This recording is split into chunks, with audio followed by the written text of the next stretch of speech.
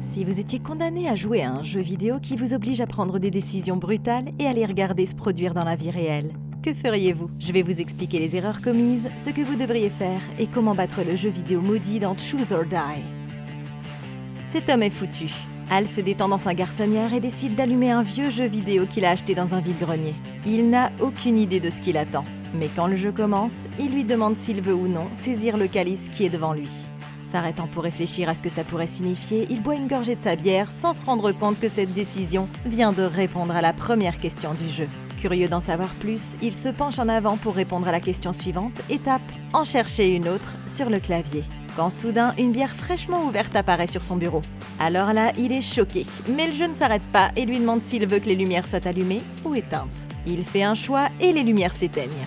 D'une manière ou d'une autre, ce jeu vidéo a le contrôle de tout le système électrique de sa maison et il est étonné de voir à quel point c'est de la haute technologie. Et quand il regarde l'écran, les questions commencent à s'intensifier.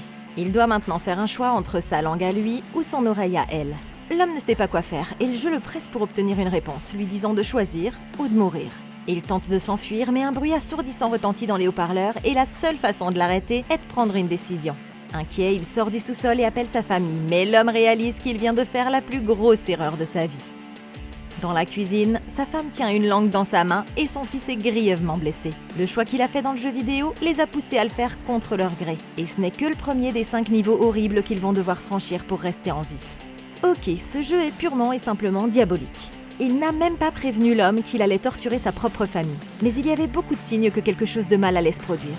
Tout d'abord, découvrir qu'un jeu vidéo des années 80 parvient à contrôler l'électricité de votre maison est bien trop suspect pour être accepté aveuglément. C'est trop risqué de continuer à jouer. Mais comme il ne semble pas y avoir de compte à rebours, nous devrions prendre un moment pour tester les limites du jeu et essayer de comprendre à quoi nous avons affaire. Si c'était moi, j'aurais essayé d'allumer et d'éteindre les lumières manuellement et de sortir plus de bière de la glacière pour observer comment ces actions étaient codées dans le jeu. Ça semble simple, mais une expérience de ce type pourrait nous aider à comprendre comment la réalité virtuelle du jeu et notre réalité se chevauchent. Par exemple, si cette bière peut être reconnue par l'ordinateur, on peut supposer qu'elle possède également une représentation numérique des 0 et de 1, décrivant sa forme de base, sa taille et sa position dans la pièce.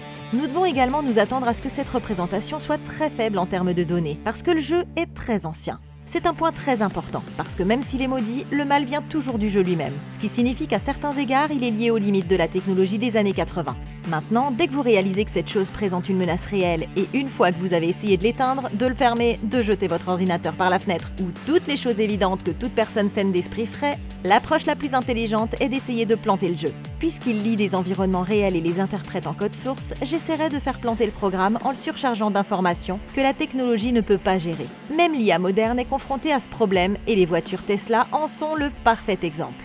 Dans une interview, Elon Musk a expliqué que si quelqu'un traversait la rue avec un panneau stop sur son t-shirt, une voiture autonome s'arrêterait quand même parce qu'elle ne serait pas capable de comprendre la différence entre un vrai panneau et le dessin sur le t-shirt. Maintenant, pour mettre cette théorie à l'épreuve, j'imprimerai des photos de langue et d'oreille et je les placerai dans toute la maison pour embrouiller l'ordinateur et l'amener à se demander quelle image est la partie du corps original qui doit être coupée. Chaque fois qu'une nouvelle image est imprimée, il y a plus de code à entrer dans ce jeu qui doit être classé comme langue. Et ça oblige le programme à faire plus de travail de calcul pour la différencier de celle qui est dans la bouche de cet enfant. Avec autant d'informations, il se peut que l'ancienne technologie en ait trop à traiter au point de surcharger sa mémoire vive et de planter le programme, ce qui arrêterait le jeu. Il y a une chance que ça marche, mais on ne peut pas atteindre une cible que l'on ne vise pas. Et c'est bien mieux que d'accepter un destin pire que la mort. 3 mois plus tard, Kayla et son ami Isaac traînent ensemble et inspectent un tas de vieilleries que le garçon a récemment acheté à une vente d'occasion. En soulevant une boîte en carton, la jeune fille découvre la cassette d'un jeu vidéo piraté et elle indique offrir 125 000 $ à celui qui battra le jeu. Les enfants pensent que c'est une blague, mais c'est trop d'argent pour l'ignorer. Alors la fille décide d'appeler le numéro indiqué. À leur grande surprise, il est toujours en service et le téléphone diffuse un message préenregistré de Robert Englund, le célèbre acteur hollywoodien de films d'horreur. C'est un signe que tout ça est vrai, et les enfants sont excités.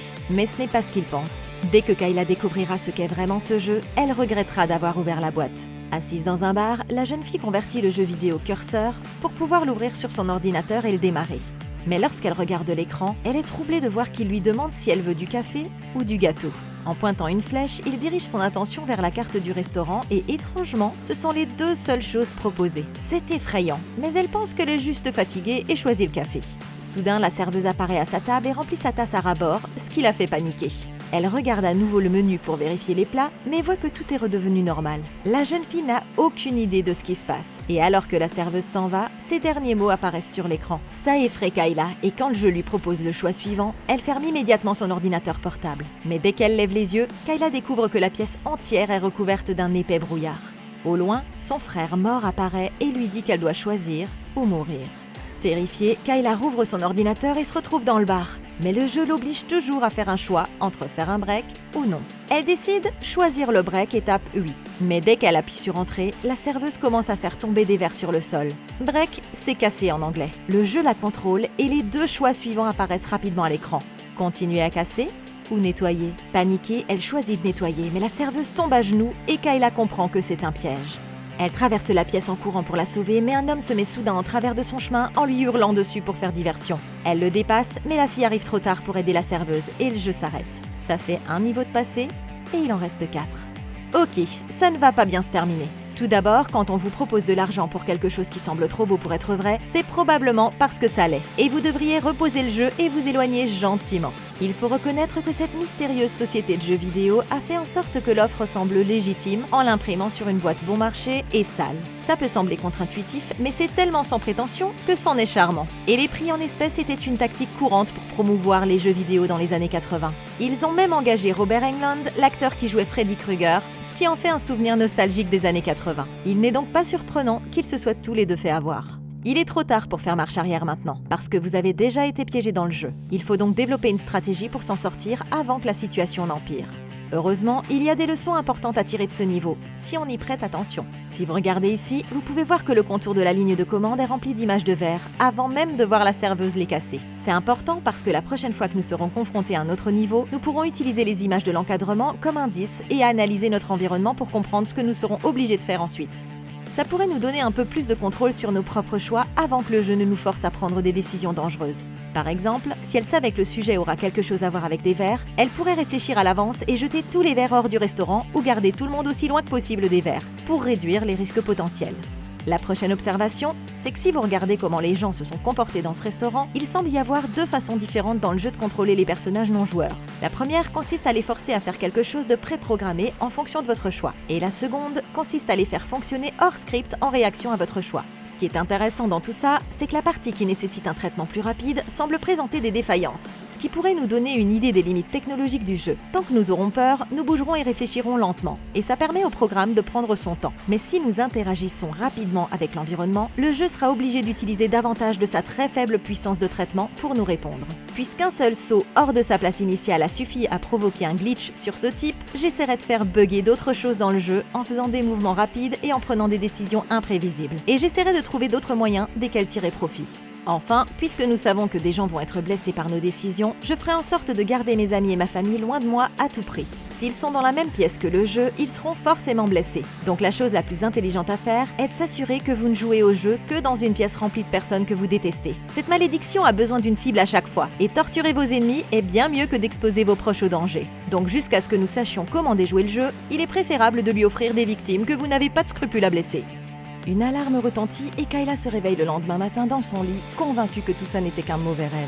En marchant vers sa porte, elle entend un policier parler du bar à sa mère et elle découvre avec horreur que la serveuse est vraiment morte la nuit dernière. Ce n'était finalement pas un rêve, et le jeu n'a pas fini de la torturer. Elle se rend chez son ami et lui explique ce qui s'est passé au bar, mais le garçon en rigole. Ça semble trop dingue pour y croire, et il pense qu'elle invente tout ça pour attirer l'attention. Mais il n'y a aucun moyen de le prouver avant que le jeu ne recommence. Frustrée, elle lui demande où il a trouvé la cassette en premier lieu. Ce type ne le sait pas, mais il promet de l'aider à le découvrir. Cette nuit-là, Kayla se rend au travail pour prendre son service. Mais à 2h du matin, la jeune fille reçoit soudain un appel de sa mère. Elle est terrifiée par l'infestation de rats dans les murs de leur appartement, et Kayla entend sa mère hurler à l'autre bout du fil. C'est alors que les lumières de l'immeuble s'éteignent et au loin, un écran d'ordinateur s'allume. Kayla réalise que le jeu vient de commencer le niveau 2, et elle court aussi vite qu'elle peut, découvrant une réplique de son appartement se charger sur l'écran. Sa mère se cache derrière une porte et elle appelle à l'aide, tandis qu'un rat géant cherche quelque chose à manger. Sans aucun contexte, le jeu présente un choix simple, le salon ou la salle de bain. Et la fille hésite. Elle dit à sa mère de se cacher et choisit le salon en pensant que ça la sauvera. Mais au lieu de ça, c'est le rat géant qui se rapproche d'elle immédiatement. Elle contrôle le rat, et ça donne une idée à Kayla. Elle choisit entre la chambre ou la salle de bain, et en réfléchissant rapidement, la jeune fille déplace le rat vers la salle de bain, plus éloignée. Elle demande à sa mère de se diriger vers la porte d'entrée et la femme tente de s'échapper. Mais c'est alors que le rat la trouve. Terrifiée, la mère retourne en courant dans sa chambre et la ferme à clé. La jeune fille n'a plus d'autre choix que de faire ronger la porte par l'animal ou de la défoncer. Mais c'est alors qu'elle trouve un autre plan. En disant à sa mère de s'enfuir par la fenêtre, Kayla décide que le rat doit mâchouiller la porte, ce qui donne à la femme le temps de sauter en toute sécurité. Et ça fait 2 niveaux de passé et il en reste 3. Ok, c'est une escalade rapide. Nous savons maintenant que ce jeu peut vous suivre partout, et peu importe que vous soyez seul ou non. Il va nous forcer à continuer à jouer, donc nous devons redoubler d'efforts pour trouver des solutions pour battre cette chose à son propre jeu. Ce niveau était très différent du premier, parce qu'il y avait une animation et Kayla pouvait parler à sa mère et lui dire quoi faire. C'est une dose supplémentaire de contrôle qu'elle a dans sa prise de décision, qu'elle n'avait pas avant. C'est une dose supplémentaire de contrôle qu'elle a dans sa prise de décision et qu'elle n'avait pas avant. Et si la jeune fille avait reconnu plus tôt l'importance de cet élément, ça aurait fait une grande différence. La dernière chose que vous voulez qu'une femme âgée et malade fasse, c'est de courir dans un couloir étroit pour échapper à un rat géant. Mais avec une longueur d'avance, elle a beaucoup plus de chances de se faire tuer. Et il faudrait beaucoup trop de temps pour trouver des gens prêts à l'aider à le combattre. L'approche la plus intelligente ici est de se rappeler que cet écran d'ordinateur n'est pas la réalité complète, parce que son appartement est rempli d'objets qui n'apparaissent pas ici. Et en gardant ça à l'esprit, elle pouvait développer un meilleur plan pour survivre. Si c'était moi, en supposant que nous ayons fait les mêmes erreurs que Kayla, j'aurais demandé à la mère de barricader d'abord la porte avec le lit et de le placer horizontalement pour qu'il n'y ait pas de place pour que la porte s'ouvre. Ce n'est qu'une fois que ce sera fait que j'aurai fait en sorte que le rat ronge la porte, donnant ainsi à la mère encore plus de temps pour s'échapper. Pendant que le rat ronge, je lui demanderai de se diriger vers la fenêtre et de commencer à faire des nœuds dans ses draps, en attachant une extrémité à quelque chose de solide à proximité. Elle pourra alors utiliser ce temps supplémentaire pour descendre l'échelle du grenier dans l'appartement en dessous d'elle. Et comme c'est un rat géant, il sera trop lourd pour descendre le long du mur extérieur et la suivre. Plus tard, la jeune fille se rend à l'hôpital où sa mère a été admise pour ses blessures, et elle étudie le code du jeu en le téléchargeant sur son téléphone. Maintenant, elle sera prête à jouer n'importe où. Elle décide de laisser sa mère se reposer et retourne à l'appartement pour vérifier les dégâts. Presque tout ce qui se trouve à l'intérieur a été détruit par le rat géant. Mais le dernier endroit où il est entré était la chambre à coucher, ce qui signifie qu'il devrait encore y être. Se dirigeant vers la porte, elle fait irruption avec une bouteille cassée, mais il n'y a aucun signe de lui nulle part. Soudain, quelqu'un l'attrape par derrière. Kayla se retourne et voit que c'est le petit ami de sa mère, Lance. Il lui fait comprendre qu'il devra signaler ses dégâts au propriétaire si elle n'accepte pas ses avances. Mais la jeune fille refuse. Elle ne veut rien avoir à faire avec lui, et elle va bientôt le faire payer de la manière la plus horrible qui soit. Cette nuit-là, elle rend visite à son ami Isaac et lui montre ce qui est arrivé à son appartement. C'est une preuve indéniable que le jeu a la capacité d'affecter le monde réel. Mais la jeune fille a compris une règle étrange. Elle a remarqué qu'elle a été obligée de jouer au 2e niveau à exactement 2h du matin. C'est-à-dire à l'heure pile où on lui avait donné le choix entre le café et le gâteau pour le 1er niveau. Ça signifie que le prochain jeu devrait également commencer à 2h du matin. Et maintenant, ils peuvent planifier des stratégies à l'avance. En attendant, ils n'ont aucun moyen de démarrer le programme et Isaac lui dit que personne sur Internet n'a jamais entendu parler de ce jeu. Le numéro de téléphone pour le prix a été retiré de la liste et le seul élément de preuve qu'ils peuvent encore examiner est le son de chargement analogique que la cassette émet lorsqu'elle démarre. Le garçon branche la cassette sur son ordinateur dans l'espoir d'en savoir plus sur son code et il s'installe sur le canapé en attendant 2h du matin. Les enfants essaient de rester positifs, mais ils sont interrompus par un horrible cri numérique strident. Le jeu va bientôt commencer et ils analysent l'onde sonore et voient une étrange série de caractères s'afficher. Ils n'ont jamais vu ça auparavant et en l'absence de ligne de commande, ils ne savent pas s'il s'agit d'un code informatique ou de quelque chose de complètement différent. Soudain, le niveau 3 apparaît à l'écran et une nouvelle partie commence. Isaac pense que c'est plutôt cool, jusqu'à ce qu'il regarde de plus près et soit horrifié de voir que le jeu prédit exactement ce qu'il va dire avant qu'il ne le dise. Le jeu lui demande s'il veut aider, et la fille l'avertit de ne rien taper dans l'ordinateur, quand soudain, les mots « choisir » ou « mourir » apparaissent à l'écran. Et Kayla se met à hurler de douleur. Elle le supplie de l'arrêter et il se lève pour l'aider, se rendant compte qu'ils viennent de donner au jeu une réponse à sa première question. Ok, ces gamins ne prennent pas ça au sérieux. Même si la mère de Kayla a failli être tuée par un rat géant, ils ont passé leur précieux temps mort à faire une bataille de nourriture au lieu de faire tout ce qu'ils peuvent pour trouver des moyens de se préparer au jeu. L'un des plus grands avantages qu'ils ont est de réaliser qu'il ne commencera pas avant 2h du matin, parce que ça signifie qu'ils ont le temps de planifier à l'avance. Ça leur donne plus de moyens de réduire les risques auxquels ils peuvent être exposés. Et si c'était moi, je ferais très attention à choisir l'endroit où je joue, les personnes que j'ai autour de moi et les objets qui se trouvent dans la pièce dont je dispose. Même s'il s'agit d'une bonne stratégie, la décision ne sera pas facile à prendre parce que vous pourriez souhaiter avoir une arme dans le jeu du rat alors que cette même arme à n'importe quel autre niveau pourrait être utilisée contre vous, ce qui rendrait le jeu beaucoup trop dangereux. Si c'était moi, je choisirais un environnement qui se trouve dans un lieu très public avec beaucoup de sorties et où tout le monde m'est étranger parce qu'il y aura plus de témoins pour empêcher que quelque chose de mal se passe. Et si quelqu'un est blessé, ce ne sera pas une personne que je connais. Deuxièmement, je m'assurerai d'avoir apporté des objets utiles et non mortels comme un taser, une échelle de corde de secours ou un brise-vitre. Maintenant, il est également important de souligner que cette fille est une geek.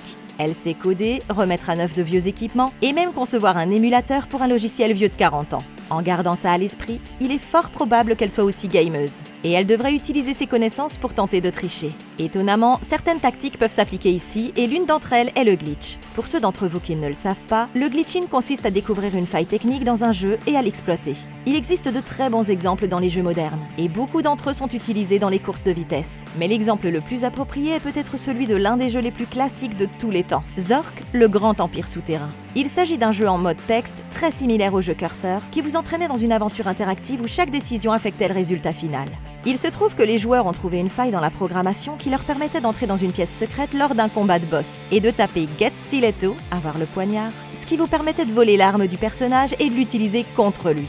La leçon que l'on peut en tirer est que parfois un jeu offre plus d'options que celles qui sont réellement présentées et que les choses qu'on ne voit pas sont tout aussi importantes que celles qu'on voit. Si c'était moi et que j'étais confrontée à une décision que je ne me sentais pas à l'aise de prendre, je tirerais des leçons de Zork et je franchirais la porte de la pièce pour changer le codage du scénario. Il pourrait y avoir des options cachées et ça pourrait même réinitialiser certaines parties du code dont je pourrais tirer parti. Ça pourrait aussi nous aider à agir dans le jeu. Le bruit s'arrête et Kayla prend un moment pour reprendre son souffle. Puis, elle voit une flèche clignotante sur l'écran de l'ordinateur. Regardant à droite, Isaac est choqué de voir une porte rouge et une porte bleue qui sont apparues de l'autre côté de la pièce. Elles ont été invoquées par le jeu et ils doivent maintenant décider laquelle ouvrir. Isaac insiste sur le fait qu'ils doivent éviter le rouge à tout prix et il enquête sur la porte bleue. Mais lorsqu'il pose son oreille sur le bois, le gars entend une voix qui lui dit de mourir. C'est beaucoup trop effrayant. Donc la rouge semble être l'option la plus sûre. Et dès que Kayla prend sa décision, la porte s'ouvre et révèle un couloir. N'ayant d'autre choix que de continuer à jouer, il traverse le couloir et explore l'environnement. Mais c'est alors que la fille entend son petit frère chuchoter au loin. Elle le cherche en suivant le son de sa voix. Et ils finissent par se retrouver dans la même piscine que celle où il s'est noyé. Le jeu lui joue manifestement des tours. Et même si elle le sait, la jeune fille descend l'échelle pour sauver son frère. Isaac la suit et entre dans la piscine. Mais il ne voit rien à travers le brouillard. Il appelle Kayla pour essayer de la localiser, mais elle ne répond pas. Elle est plus préoccupée par la recherche de son frère, mais elle entend soudain des cris au loin. Son ami est en danger et elle court pour le découvrir allongé sur le sol à côté de son petit frère, alors que le jeu donne à Kayla le choix suivant. Elle peut sauver une seule personne. Son ami ou son frère. C'est une décision difficile, mais elle sait que son vrai frère est mort et elle s'approche de son ami pour vérifier qu'il va bien, sans remarquer que l'enfant ouvre les yeux. Tout à coup, l'enfant l'attaque sauvagement, mais elle parvient à le maîtriser et à le maintenir au sol jusqu'à ce qu'il cesse de se débattre. La jeune fille est horrifiée et elle se laisse tomber sur le sol tandis que la pièce revient à la normale. Les joueurs ont réussi le test, ce qui fait 3 niveaux de passé et il n'en reste que 2. Ok, c'est vraiment perturbant. Ce jeu maudit savait d'une manière ou d'une autre qu'elle avait un frère ou une sœur qui s'était noyé dans une piscine publique, et il voulait l'utiliser comme une forme de torture. Ce jeu devient beaucoup trop personnel, mais honnêtement, elle aurait dû le voir venir. Si vous regardez ici, en marge de la ligne de commande, il y a des photos de lapins en peluche. Quiconque regarde ça sait que ça doit avoir un rapport avec les enfants, mais pour Kayla, ça devrait signifier beaucoup plus. Un peu plus tôt, elle a rendu visite à sa mère et elle tenait un animal en peluche qui ressemblait exactement à celui-ci. Et il est fort probable qu'il appartenait à son fils décédé. Kayla aurait donc dû se rendre compte que cette partie de sa vie serait impliquée d'une manière ou d'une autre et s'y préparer mentalement. Pour l'essentiel, cette partie était assez simple. Et ils l'ont bien gérée. Comme elle savait qu'il n'y avait aucun moyen de sauver les morts, elle a pris la bonne décision en décidant de sauver son ami. Mais il n'aurait même pas dû être là pour commencer. Amener des personnes que vous aimez dans le jeu ne fera que les mettre en danger. Et il aurait été bien plus intelligent d'y aller seul, parce qu'il y aurait eu moins de chances qu'il soit blessé. C'était aussi assez stupide de la part de ce gamin de la suivre dans la mare de brouillard. Si vous ne pouvez rien voir et que vous ne faites pas de choix dans le jeu, alors vous êtes un PNJ, personnage non joueur. Et ça signifie que vous allez droit dans un piège. C'est une idée terrible. Et en tant qu'ami, ce type ferait mieux d'utiliser ce moment rare pour commencer à lire le code du jeu pendant qu'il est joué, parce qu'il va révéler plus d'informations que quand le jeu est en sommeil pendant la journée. Si c'était moi, j'essaierais de déchiffrer le code parce qu'il y a de bonnes raisons de croire qu'il s'agit en fait d'un code de substitution. D'après ce que je peux dire, il y a 31 caractères ici, et ça nous donne des informations utiles. Maintenant, il pourrait être codé dans une autre langue, et le roumain a un alphabet de 31 lettres. Mais il est également possible que le code soit en anglais et que les 5 caractères supplémentaires soient des substituts pour les clés de codage communes, comme les barres obliques inversées, les points-virgules et les parenthèses. Si nous commençons ici, nous pouvons voir qu'il y a des caractères doubles à plusieurs endroits, et ceux-ci sont en fait appelés des digrammes. Statistiquement, les digrammes les plus courants dans la langue anglaise sont L, S, E et O, dans cet ordre. Et en utilisant ça comme code clé, ça peut nous aider à trouver des modèles de mots beaucoup plus rapidement. Vous avez peut-être vu cette technique utilisée dans The Batman, lorsqu'il essayait de résoudre le premier indice du Sphinx. En gardant ça à l'esprit, si ces enfants savent que le prochain jeu aura lieu à 2h du matin le lendemain, alors nous avons tout le temps d'écrire un programme qui nous aidera à le décoder. Le lendemain matin, la jeune fille se réveille encore hantée par ce qu'elle a vu dans la manche de la nuit dernière, et elle raconte à son amie l'incident qui a coûté la vie à son frère. Depuis ce jour, Kayla se reproche ce qui s'est passé, et le jeu a utilisé cette culpabilité contre elle. C'est une situation franchement horrible, et Isaac change rapidement de sujet en lui annonçant une bonne nouvelle. Il pourrait être en mesure de trouver où le numéro de téléphone de la boîte du jeu est enregistré. En le vérifiant dans un programme, il découvre qu'il appartient à une entreprise du nord de l'État de New York. Il leur reste 10 heures avant le début du prochain niveau. Alors il monte dans sa voiture et se dirige vers l'adresse de l'entreprise, espérant y obtenir des réponses. Arrivé à un bâtiment abandonné, il se dirige à l'intérieur et découvre ce bureau appartenant au créateur du jeu Cursor. Cet endroit pourrait avoir les réponses dont ils ont besoin pour tromper le système et battre le jeu. Et les enfants commencent à fouiller. Trouvant un vieux magnétoscope, Isaac éjecte une cassette vidéo et la montre à son ami. Il s'agit d'une vidéo sur le développement du jeu, et désireux d'en savoir plus, il décide de la regarder. En mettant la cassette dans le lecteur, le créateur du jeu explique que les symboles utilisés pour coder le jeu sont en fait des règles magiques qui modifient la réalité, mais que s'ils sont utilisés contre une personne, celle-ci souffrira tandis que la personne qui les aura maudits ne sera pas touchée. Ça semble insensé, mais il en fait la démonstration en faisant jouer un cobaye qui voit une blessure sur son bras se guérir soudainement sous ses yeux. Ils n'arrivent pas à croire ce dont ils sont témoins. Mais la fille remarque quelque chose dans la vidéo et se rend compte que ce symbole est la ligne de commande. Avec ça, ils peuvent pirater le jeu. Mais au moment où Isaac éjecte la cassette, le concepteur du jeu apparaît à la télévision et leur souhaite la bienvenue au niveau 4. Ils sont choqués. Le jeu est censé commencer à 2h du matin. Mais le créateur du jeu explique que puisque les joueurs essaient de tricher, il doit y avoir une punition. Réfléchissant rapidement, Isaac débranche le câble d'alimentation du téléviseur. Mais c'est là sa plus grosse erreur. Il commence soudainement à se déformer comme une image d'un vieux téléviseur. Et Kayla doit décider si elle veut revenir en arrière ou faire une avance rapide. Effrayée par ce qui pourrait arriver, elle tourne le bouton de la télévision et choisit l'avance rapide. Son amie commence à vomir des bandes de films sur le sol et elle ne peut rien faire pour l'aider. Il s'effondre sur le sol, transi de douleur. Et heureusement, ils ont terminé le niveau 4.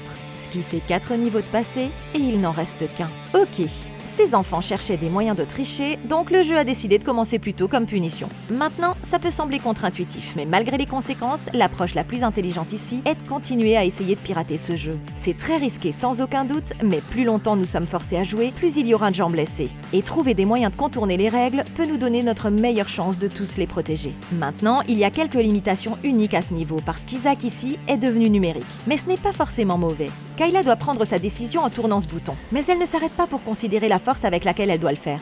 Si c'était moi, au lieu de le tourner à fond, je le tournerais le moins possible de façon à obéir techniquement au jeu, mais en minimisant la douleur de mon ami, en faisant avancer la bande plus lentement. Maintenant, il y a une autre chose que j'essaierai pour sauver Isaac.